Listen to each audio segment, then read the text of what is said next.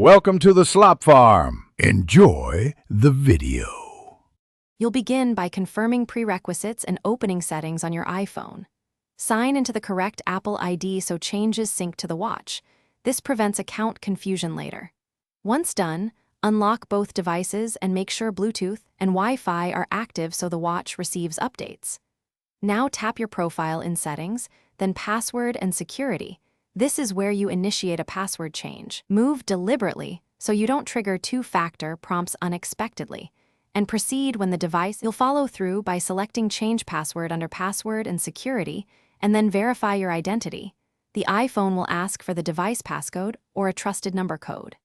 Enter the verification code when prompted, because this proves you control the account and allows the password update to propagate to the watch.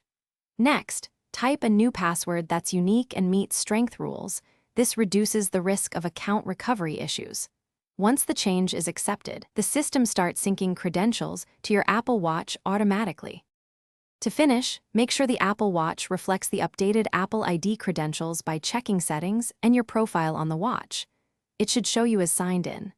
If the watch doesn't update, restart both the iPhone and watch and allow a few minutes for sync. This often clears transient errors.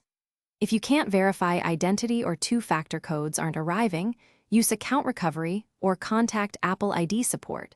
Avoid repeated attempts that could lock the account, and keep your trusted devices nearby. Thanks for watching. Consider subscribing if we helped you today.